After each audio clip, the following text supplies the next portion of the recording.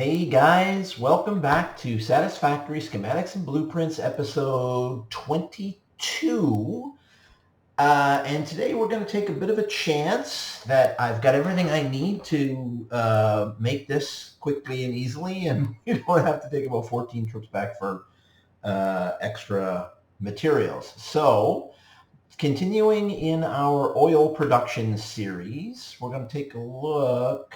Actually, the only thing that we haven't built yet, I can just, that's a coal plant. I can just take a look. So we, the last two episodes we did plastic and we did rubber, and then we did we did petroleum coke, and we did fuel. The one thing that we haven't talked about is how to get rid of the petroleum polymer resin waste. And the only thing that we haven't built yet is polyester fabric. Now, there are two essential ways to get fabric in the game. One is by preparing mycelia. The only way I know of to do that is to gather it by hand. You can then set up a factory line, I'm pretty sure, to actually process it. But I don't collect anything by hand. So we don't collect it by hand. So what we're going to do is we're going to set up a fabric line, and we're going to do it 100% efficiency, no waste, or at least as close to 100% as we can get, because as we talked about before, when we deal with power, the efficiency is a little bit problematic. So the first thing we're going to have to put down is one of our refineries. We're only going to put down one, at least to start with. I think we only need one. So we'll drop that down there. And obviously this is from a blueprint. And this is taking in both solid and liquid and putting out both solid and liquid. And we've got our power hookup at the front, so all we have to do is connect that up. And now I know for a fact that we don't need this input, so we can just take that off. It's really simple to take that off. And let's take a look. Hello. There we go. Let's take a look. So we want to produce fabric, but in order to produce fabric, we need to get that residual polymer resin. So in order to get the polymer resin, we actually need to make fuel. So that's what we're going to do. We're going to make fuel, and this is going to output 40 fuel per minute and 30 polymer resin per minute. So the first thing that we're going to do is see about dealing with the polymer resin. So that requires another refinery. So we'll put down another refinery back here, and that should be right there. And we're going to have to hook up our power again. And if we take a look, now we want to create our fabric. Our fabric requires 30 polymer resin per minute. Our fuel plant is outputting 30 polymer resin per minute. So that's about as easy as it gets. All we do now is we connect up our conveyor belt. It's going to come out of this one. It's going to go into... Actually, hold on. That didn't work right. That's going the wrong way.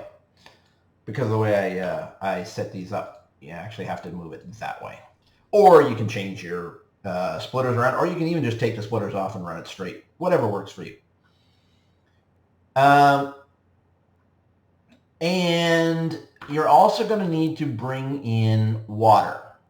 So you'll have to put a water pump somewhere and bring in 30 per minute. We're not going to show that because that's literally just pumping water. It's the same as pumping oil or pulling iron out of the ground. So that takes care of the 30 polymer resin, and now we've got our fabric.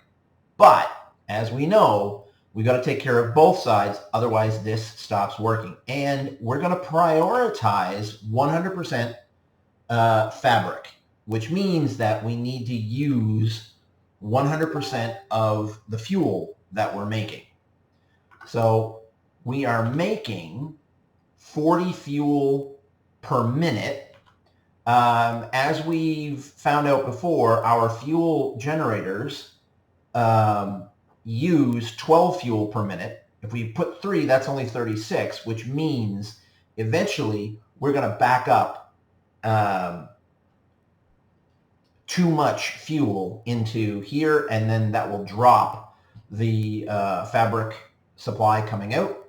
It'll balance itself out, and this will be on, I'd say, about 80 to 90% of the time. But in order to prioritize it to make sure it's running 100% of the time, we are going to need 4 fuel generators. And we're missing heavy modular frames and rubber.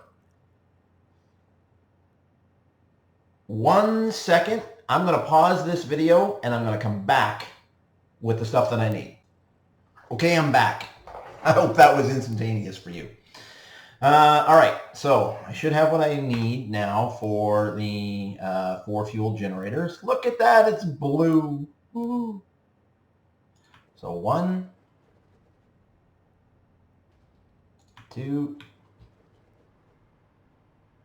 Now, what I haven't done here, I'm not even sure that I can because it's so tall.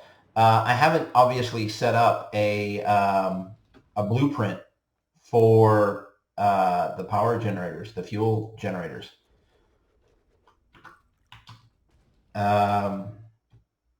It would make things a little bit easier if I did. So because of that, I'm going to have to run,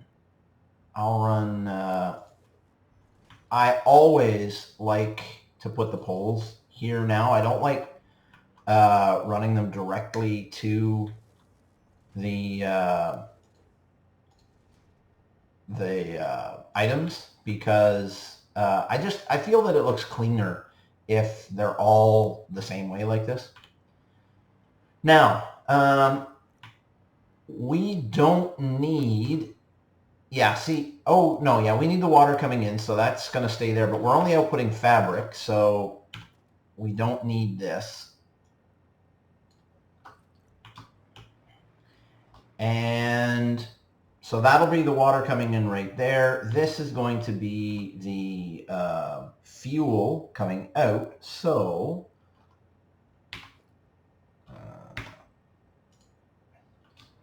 you can run this straight down. And we're going to keep it at the too high level like it was before. And what I'm going to do, actually, I'm going to run it straight out to here because that gives us the option, if we want to plug more in, we can just plug them right into this pole, into this pipe. So now we put on our pipeline junctions.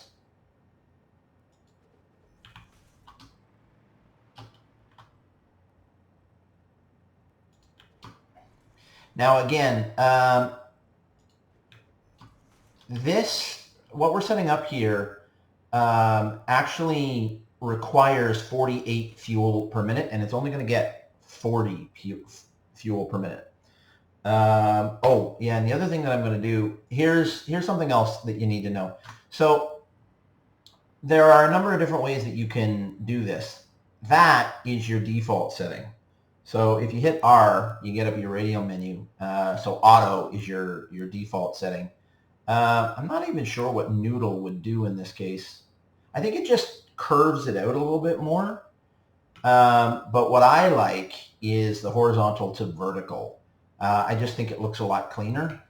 And the other thing that you need to know is if you run from high to low, it'll put the vertical at the end. So if you run from low to high, it will put the vertical at the other end. So it depends on which way you want these going. If you have conveyor belt lines running underneath, this is probably the better way to do it, but it's totally up to you in the end. So this is going to give you, I believe it's 150 per, 150 megawatts per, but you're only going to get about somewhere between 80 and 90% out of this. So instead of the 300 megawatts, you're probably looking at 240 to 270 megawatts that you're going to get out of this, and it will fluctuate just a little bit. But that's not a big deal.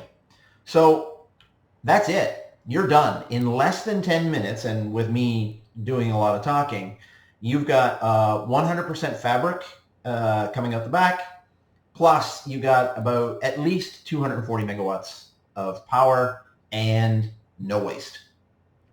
So thanks for watching, guys. If you liked the video, please leave a like down below, leave a comment, ask any questions if you like, because I always like talking to people. If you haven't subscribed to the channel, please subscribe. It really does help me. And I will see you on the next one. Bye, guys.